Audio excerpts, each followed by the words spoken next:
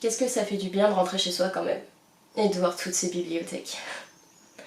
J'ai trop de livres à lire.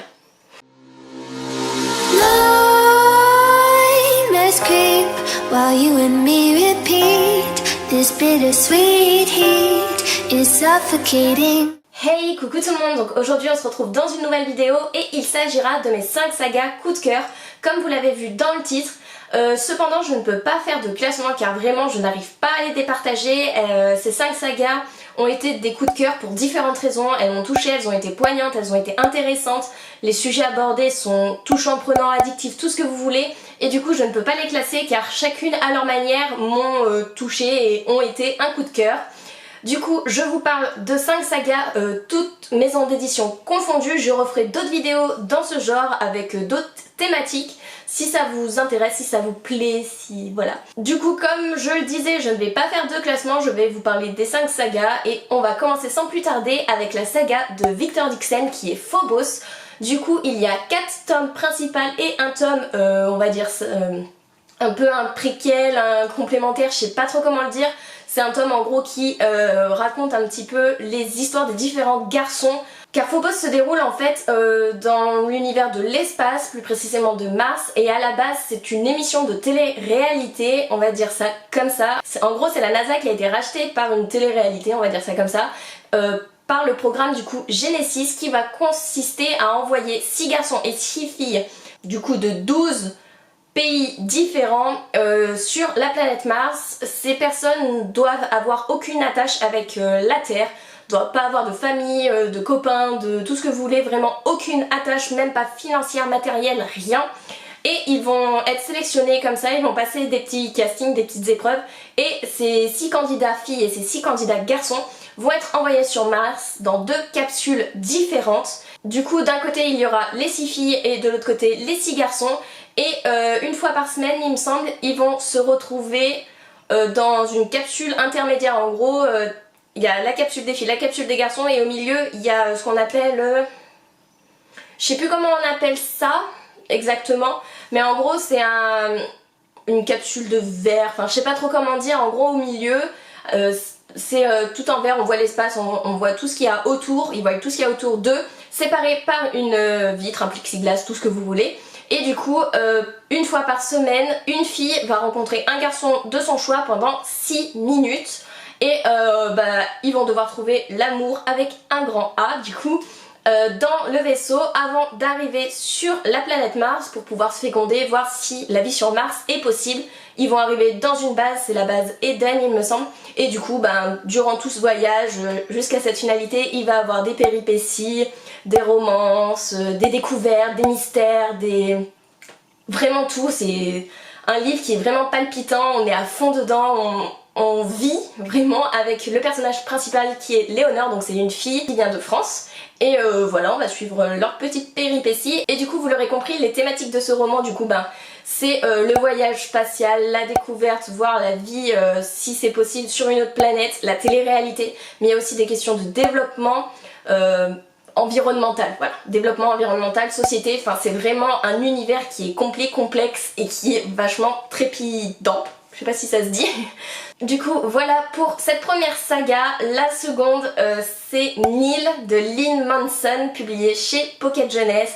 Ça a été une excellente lecture, c'est une trilogie.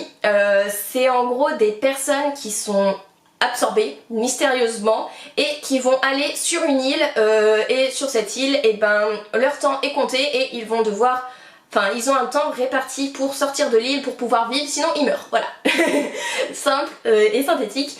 Et du coup c'est un univers qui est vachement rythmé, qui est dynamique, on a plein d'événements, de rebondissements, il y a de l'amour également. Vous savez comment j'aime les histoires d'amour.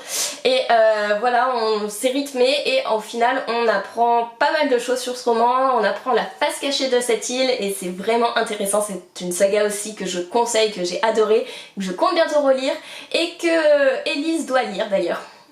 Troisième saga du coup, il s'agit du Joyau de Amy Ewing, publié chez la collection R. Oui, encore un collection R.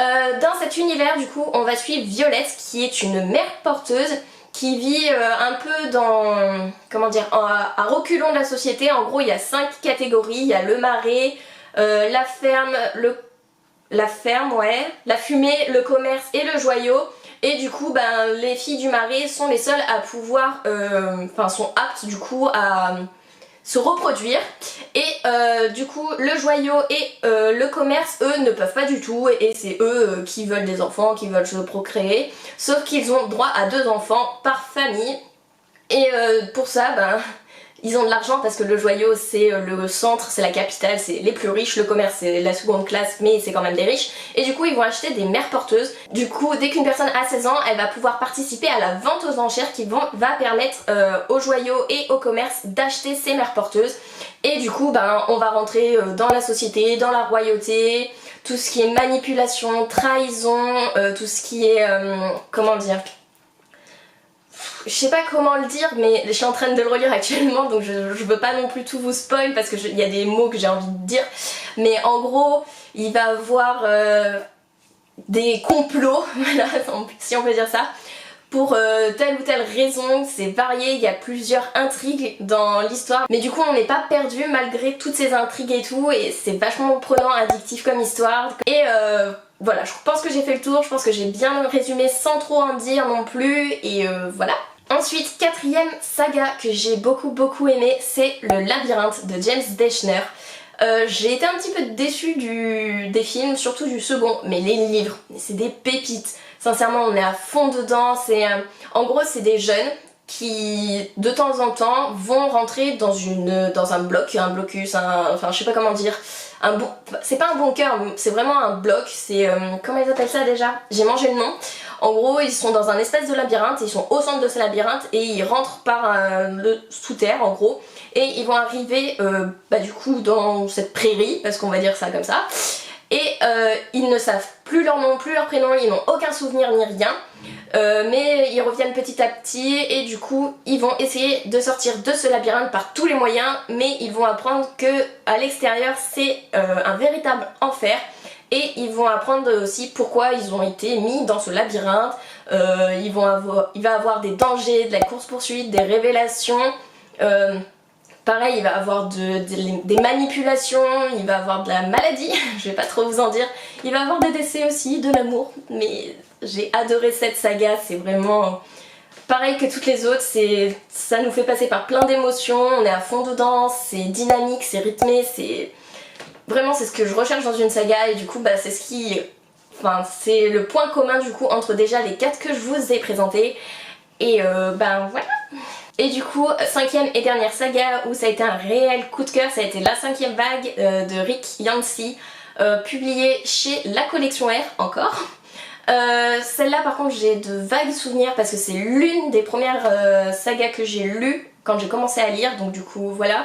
Ce que je me souviens c'est qu'il y a des jeunes qui ont survécu à une attaque et qu'il y en a beaucoup qui sont morts et du coup ils vont s'allier entre eux et en gros il y a 5 événements qui vont... Comment dire? Il y a 5 gros événements, donc 5 vagues qui vont tuer en fait toute la population et ils vont essayer de survivre à cette vague. Et la 5e est la fatidique, voilà. Ce que je me souviens, c'est une saga par contre que j'ai envie de lire, que je me souviens que c'était vraiment rythmé, qu'il y avait aussi une histoire d'amour du coup. Et que ben j'étais prise dedans, il y en a beaucoup qui n'ont pas forcément aimé parce que c'est long, certes il y a des passages qui sont longs, mais c'est vraiment prenant et addictif. D'ailleurs il y a aussi un film du coup qui a été tourné sur ce livre, mais que sur le premier tome, et je crois pas que ça a été continué, que ça va être continué.